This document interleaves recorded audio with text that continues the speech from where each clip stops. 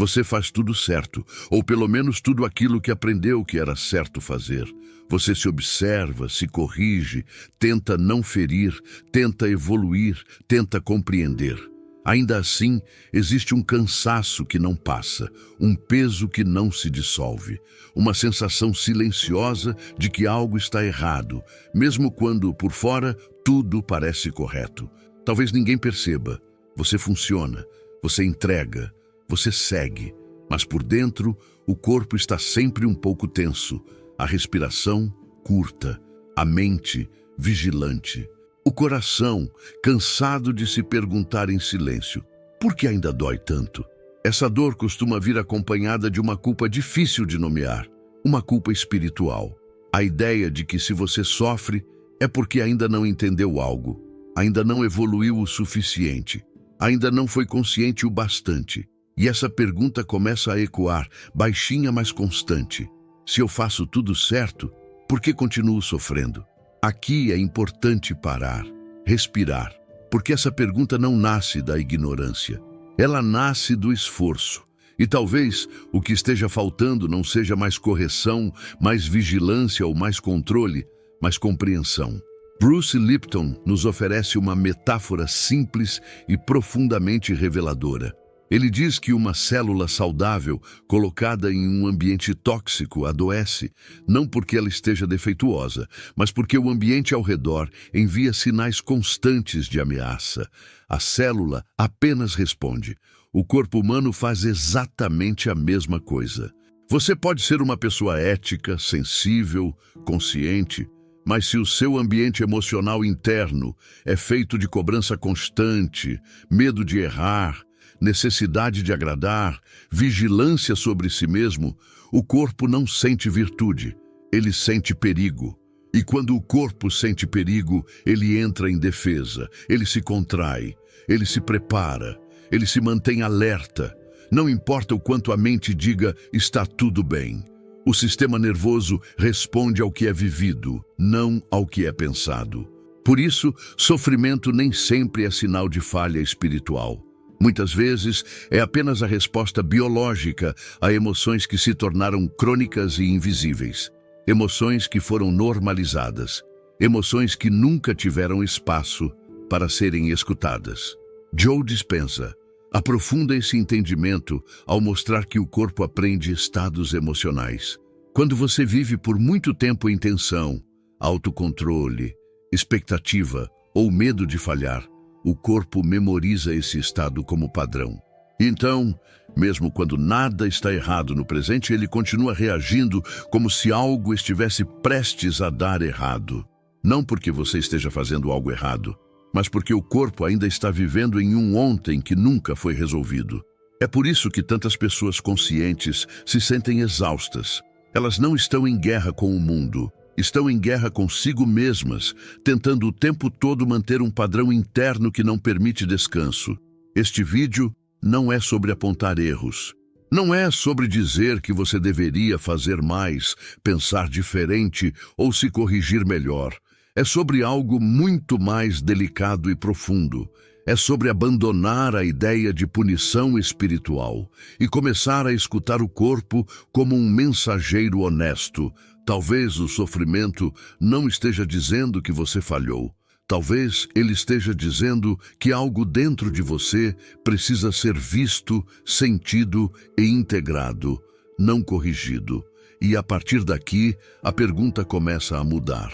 Ela deixa de ser o que estou fazendo errado e começa lentamente a se transformar em o que o meu corpo está tentando me contar e eu ainda não ouvi. É a partir dessa escuta que a verdadeira explicação espiritual começa. Existe um tipo de sofrimento que não vem de grandes tragédias. Ele nasce no cotidiano, na forma como você se observa o tempo todo, na maneira como mede cada palavra, cada atitude, cada reação interna, como se estivesse sempre sendo avaliado por algo invisível. Por fora, tudo parece correto. Você age com cuidado, responsabilidade, ética.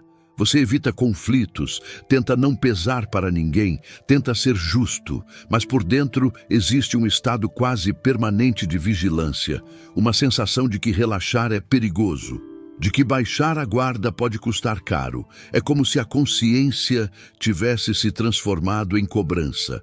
Não aquela consciência que traz clareza, mas uma que fiscaliza. Uma voz interna que observa cada emoção e pergunta: isso é aceitável? Isso é evoluído? Isso é correto? Com o tempo, essa vigilância se torna identidade. A pessoa não percebe mais que está se policiando. Ela apenas sente o corpo tenso, a mente cansada, o coração sempre um passo atrás de si mesmo. Existe uma diferença profunda entre consciência e autoexigência. Consciência amplia, autoexigência comprime. Quando a maturidade emocional é confundida com rigidez interna, o corpo começa a viver em estado de alerta. Não um alerta visível, mas sutil, silencioso, contínuo. O tipo de alerta que não grita, mas nunca se desliga. Crenças como não posso errar, não posso incomodar, não posso falhar parecem inofensivas à primeira vista. Elas até soam nobres, responsáveis, evoluídas, mas o corpo não escuta a intenção moral dessas crenças. Ele escuta a pressão que elas criam, e pressão constante é interpretada como ameaça. Quando o corpo sente ameaça, ele se prepara. Os músculos se contraem, a respiração encurta. O sistema nervoso permanece em prontidão, mesmo quando não há perigo real. É assim que alguém pode estar fazendo tudo certo e ainda assim se sentir errado por dentro. Bruce Lipton explica que o corpo responde ao ambiente percebido, não à intenção consciente. Se o ambiente interno é feito de cobrança, autocontenção e medo de falhar, o corpo entende que não é seguro relaxar. E um corpo que não relaxa, não cura, não integra, não descansa. A metáfora é simples, mas poderosa. Imagine um motor funcionando perfeitamente, com todas as peças no lugar, manutenção em dia, combustível limpo. Agora imagine esse motor operando o tempo todo no limite máximo de rotação. Por fora, ele funciona. Por dentro, ele se desgasta. Não porque esteja quebrado, mas porque nunca é permitido desacelerar. Muitas pessoas vivem exatamente assim. Elas não estão desalinhadas, estão sobrecarregadas de correção. E o sofrimento começa aí. Não por falta de consciência, mas por excesso de controle interno disfarçado de maturidade. Quando viver certo exige estar constantemente se vigiando, algo essencial começa a faltar. Não esforço, não intenção, mas segurança emocional. E sem segurança, o corpo não encontra paz, mesmo quando a vida parece estar em ordem. Há um tipo de tensão que não vem da dor explícita, mas da tentativa constante de estar em ordem por dentro. Uma tensão que surge quando a própria evolução vira tarefa. Quando o crescimento deixa de ser um processo vivo e passa a ser algo que precisa ser monitorado, ajustado, corrigido o tempo todo. É uma ansiedade silenciosa. A ansiedade de querer estar sempre alinhado, sempre consciente, sempre em coerência. Por fora, isso parece disciplina interior. Por dentro, o corpo sente como vigilância contínua. Existe um paradoxo pouco falado na espiritualidade prática. Quanto mais alguém tenta controlar o próprio estado interno, menos seguro o sistema nervoso se sente. Controle não gera paz. Controle gera contenção. O corpo humano não relaxa sob observação constante. Ele relaxa quando percebe segurança. E segurança não nasce do acerto permanente, mas da permissão para existir sem estar sendo avaliado a cada segundo. Bruce Lipton explica que, sob estresse, o organismo não cria. Ele repete, ele ativa programas automáticos herdados, aprendidos, condicionados. Não importa o quanto a mente queira evoluir, se o corpo está sob pressão, ele opera em modo de sobrevivência. E muitas pessoas espiritualmente comprometidas vivem exatamente aí. Não porque estejam em perigo real, mas porque vivem tentando sustentar um estado interno ideal. O problema não é buscar consciência.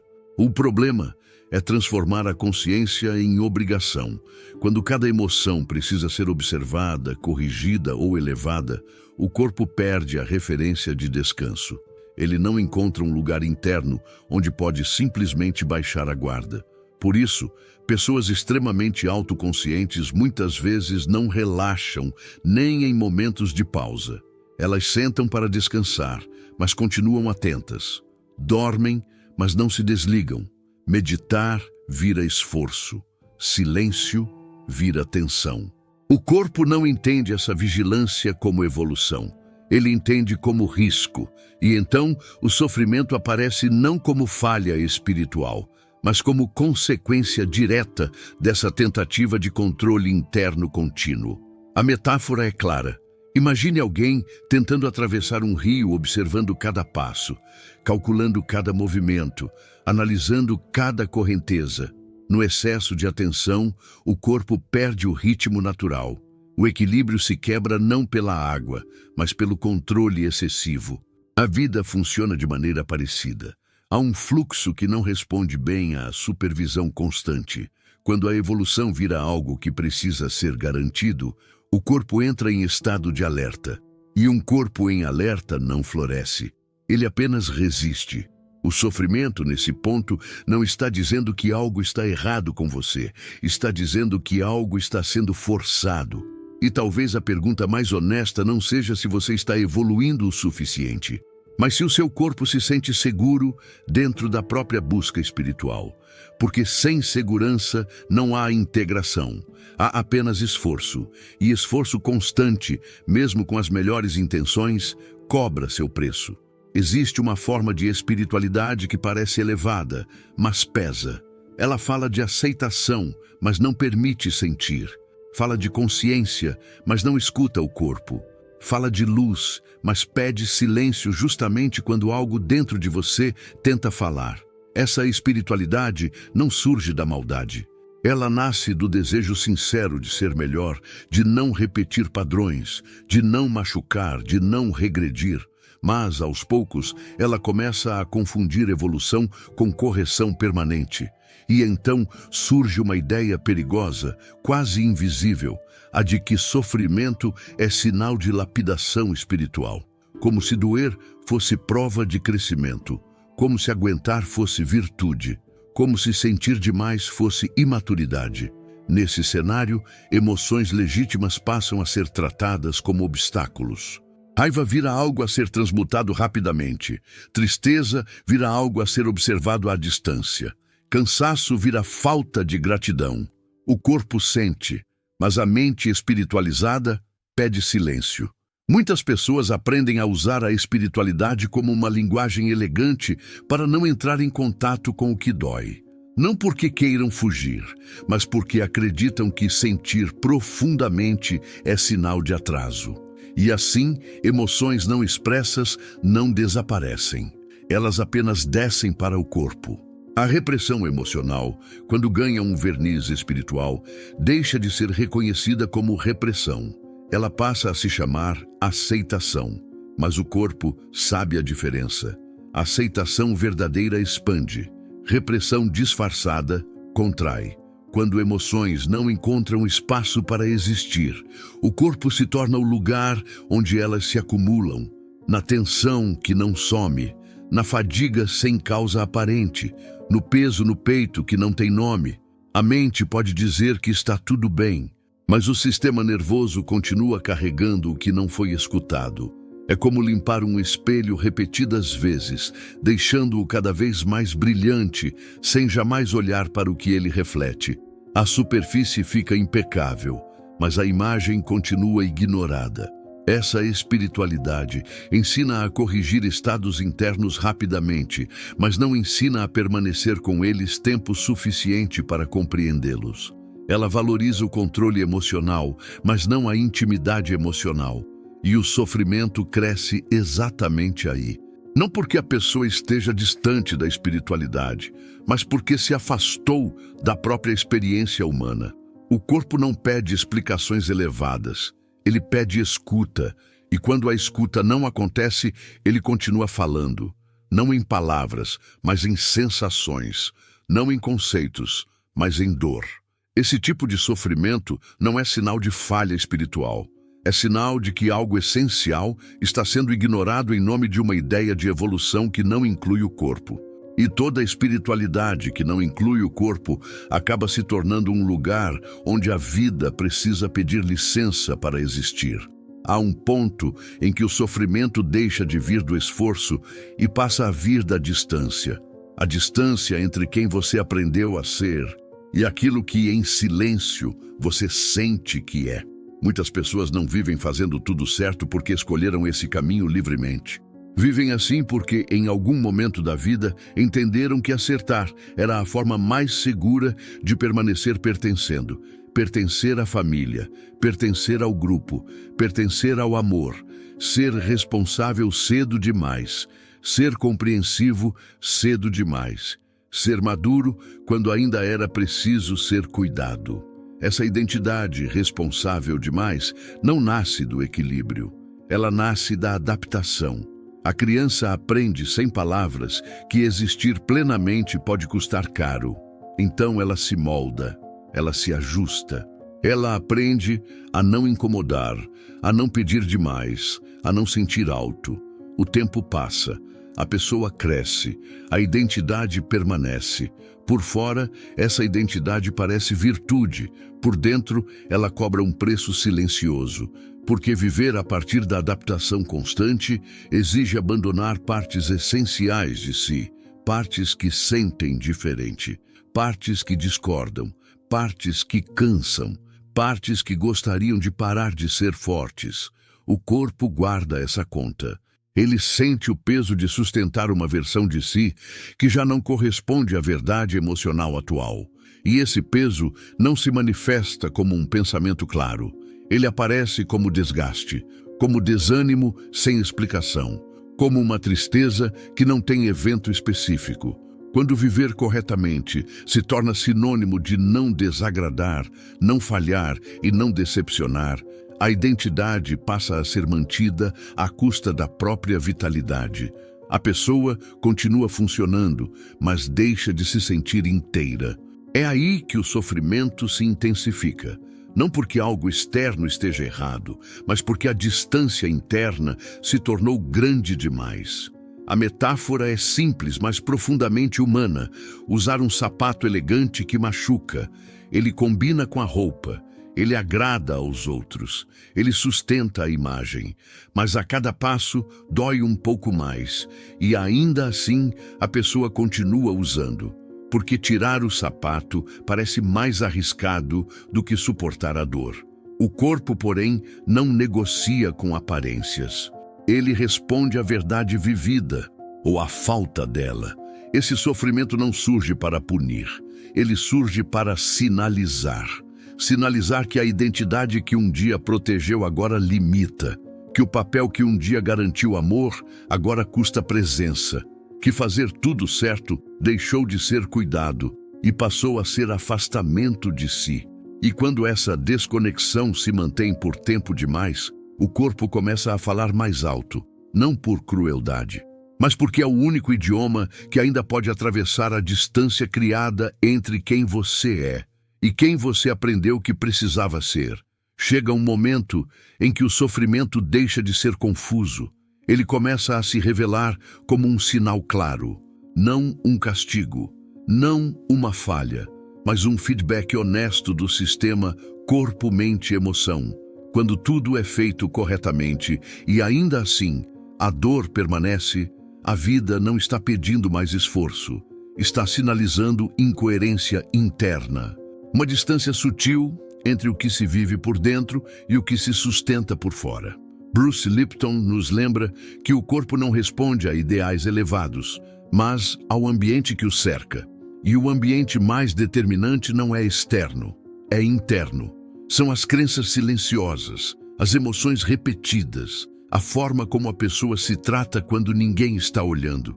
Quando esse ambiente interno muda, o corpo muda junto. Não por mágica, mas porque finalmente deixa de viver em defesa. Joe Dispenza amplia essa visão ao mostrar que, enquanto o corpo permanece em estado de sobrevivência emocional, ele só consegue criar mais do mesmo, os mesmos padrões, as mesmas sensações, as mesmas experiências disfarçadas de situações diferentes. A verdadeira virada acontece quando o corpo percebe que não precisa mais se proteger de si mesmo. Nesse ponto, a pergunta fundamental se transforma. Ela deixa de ser "o que estou fazendo errado" e passa a ser "o que em mim ainda não teve espaço para existir". Essa mudança não exige perfeição, exige presença, não pede correção, pede integração. A paz não surge quando tudo está sob controle. Ela surge quando o corpo sente que pode relaxar sem perder valor, quando a emoção pode aparecer sem ser corrigida, quando a verdade interna não precisa mais ser negociada para garantir pertencimento. Viver em coerência não significa abandonar responsabilidade ou consciência. Significa permitir que aquilo que é vivido por dentro tenha lugar na própria vida. O sofrimento, então, começa a diminuir, não porque foi combatido, mas porque foi compreendido. E aos poucos algo muda. A respiração se aprofunda, o corpo desarma, a mente desacelera, não porque você acertou tudo, mas porque deixou de se afastar de si. A vida não exige perfeição. Ela não pede que você seja melhor do que é. Ela pede algo mais simples e muito mais profundo. Ela pede verdade vivida no corpo.